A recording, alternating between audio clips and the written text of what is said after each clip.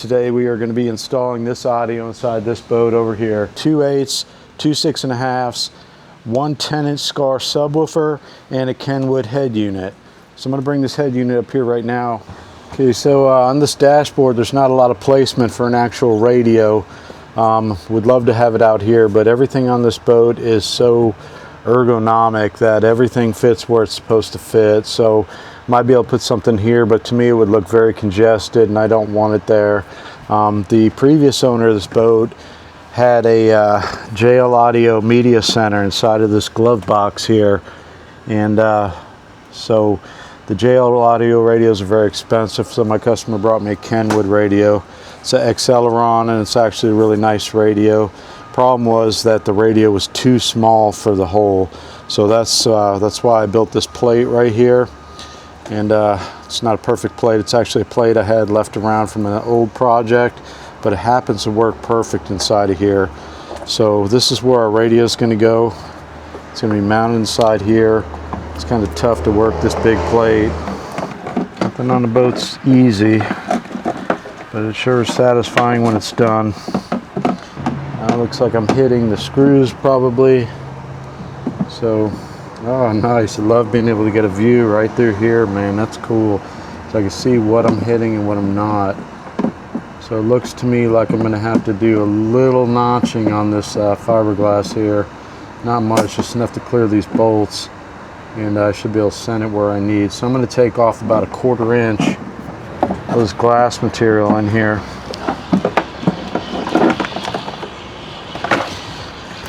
Kind of hard to see in there, but if you can see in there, there's a hole cut out, and I'm going to need to take off about 1/4 inch on each side of this, and then I think we should fit. Might as well get some air hose out because I'm going to be making quite a few cuts on this. To do these cuts, I like to use my snap-on air saw. Gets in places really nice and does a good job. Make sure there's nothing behind there when you're cutting.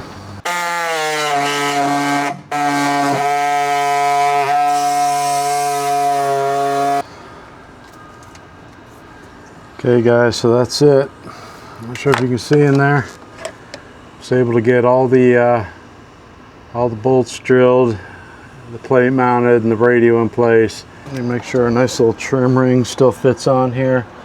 It's like the circle goes to the bottom, I believe, and it clipped on pretty well. So the customer or detailer is going to have to come in here and clean all this crap out, little rust stains and stuff. Me personally, once I get these cleaned out, I like to put some C-deck down in there so I have a nice padded space.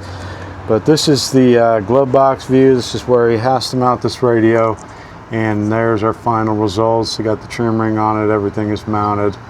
So now we're going to work on wiring this thing up. I do like this big console. It makes it a little bit easier to work on things.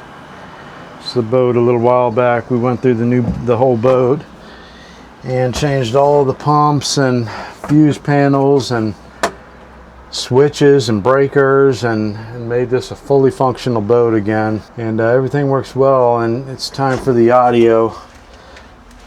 He's kind of going backwards because he's going to have some new Mercs put on the back of it, and I guess they're not ready yet, so he decided to do the audio while it's here. All this fly-by-wire stuff and this electronic steering, I think, is going to be compatible with the new engines, so he's just primarily changing the engines in the back. So I don't think we're going to be changing anything up here much, hopefully. Alright, this is the radio. We've got Sirius XM input. We do not have a Sirius radio. We're going to have a plug right here. That is our main plug that goes to speakers, power, stuff like that. And all the rest of these are RCAs, remote turn on, stuff like that. It's got the sub line out. Down here we've got a JL Audio amp that came with this boat. We're not sure if it's good or not, so we're going to be testing that. But if it doesn't work, we're going to go ahead and replace that. So no matter what, I'm going to have to wire everything for an amplifier. Worst case scenario, we swap brands of amplifiers or amplifiers in general, and we're already wired up for that. So we're going to check that out. Looks like the 10-inch sub goes over here, and the rest of the speakers go on the side of the boat. Okay, a lot of people like switches for their radios and VHF and stuff like that. I personally don't, because even if you flip the switch on up here, you're still going to have to come over here and turn the radio on. So I find it a waste of a switch and kind of pointless. You're toggling back and forth to do the same thing. Everything on this boat should be off when the battery switch is off. So whether this radio is off with the battery switch off or it's off from a switch, I don't really care. It's got two forms of turning off and I only need one.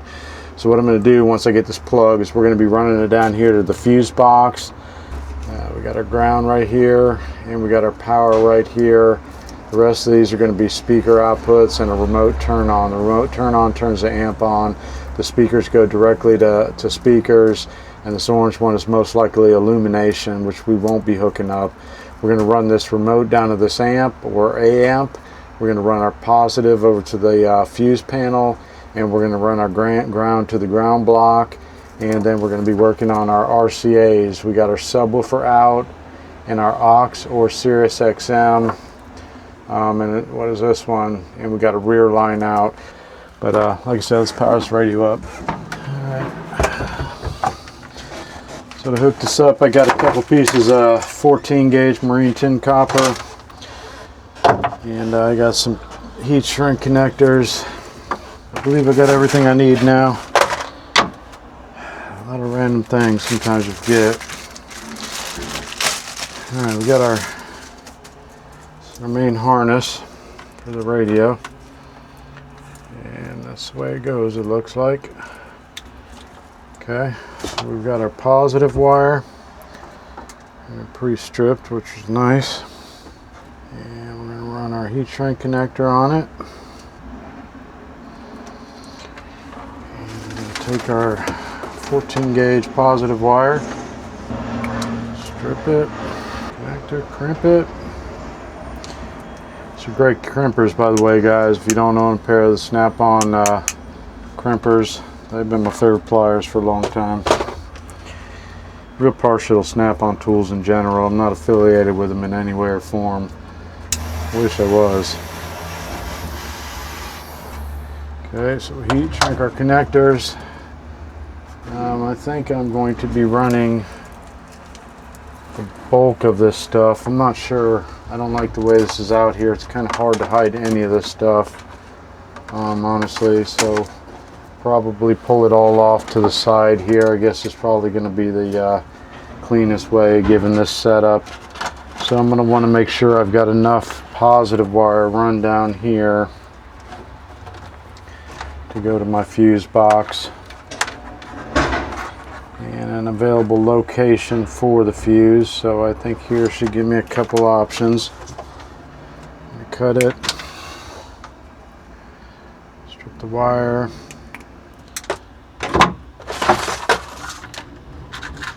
the ring terminal on it for the fuse panel.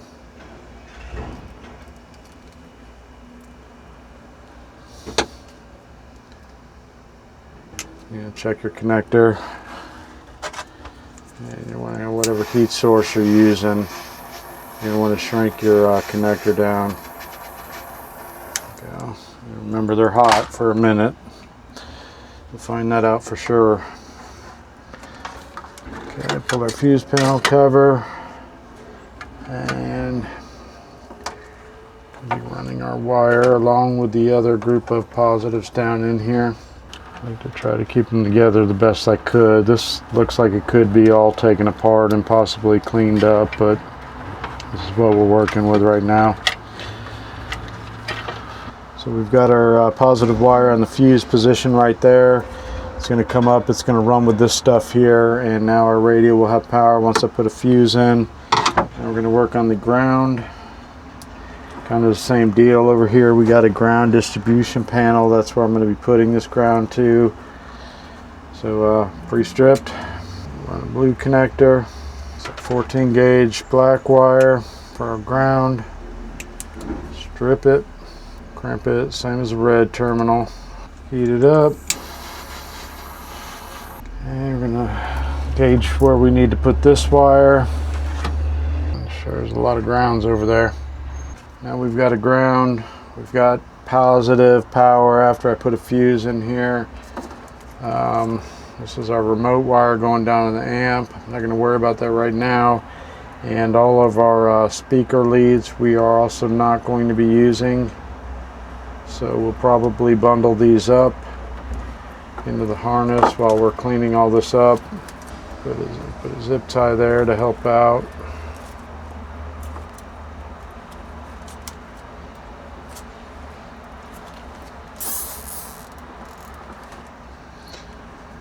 Got the excess.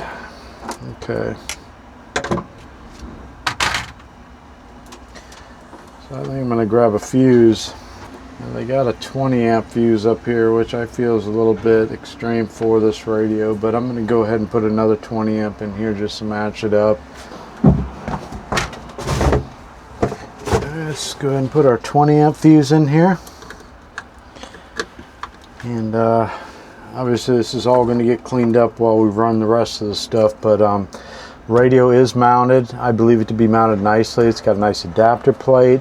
It's very strong and solid. It's visible, functional. We've got our positive and negative here. We've got it fused 2 places. And let's go see if she powers on. And that's some more stuff we did here when we changed. All this stuff is brand new. We're going to turn the house on. I'm going to leave the engines off. And do we power up? Oh yeah. That thing's pretty, actually. Yeah, I'm actually really fond of that. That looks great, man. Very nice looking radio. I might get one of these for my own boat. So there's a radio. We power right up, no issues, and we're mounted and powered. So now we're going to start working on running things down to the amp, mounting the speakers, running speaker wires if necessary. Hopefully some of the speaker wires that were in this boat are good quality and we can reuse them. I don't know. We will find out. But so far we're done with the radio mounting and powering it up. Just real fond of these scars, man. They treat me right. They're durable, they're attractive, they sound great, and they're affordable. I can assure you that I enjoy putting the products in. Okay guys, so welcome back to the next day of installing the stereo in the Glasstream boat. Changed the plans up a little bit, had a few complications along the way. We got the whole boat ripped apart right now. You know, as yesterday we got the head unit mounted in here, powers up nice, works good. Pulled this JL audio amp I had in here, and yeah, this thing is definitely toast, man. Looked okay on the outside, but when we saw this, it was a different story. So anyways, we went and picked up a brand new Rockford Fosgate amp, 5-channel. Got some brand new RCAs, some Stinger. What's that? Yeah, we got the sub in here, man. That thing is a beast. We bolted it all the way through there. So hopefully this thing shouldn't fall off. Now we're pulling our speaker wires. We're pulling brand new 14-2 tin copper marine wire to all our speakers. We're gonna have to cut these out. We're putting 8s in here. We originally planned on putting some 6.5s in the T-top, but ran into a very unusual problem.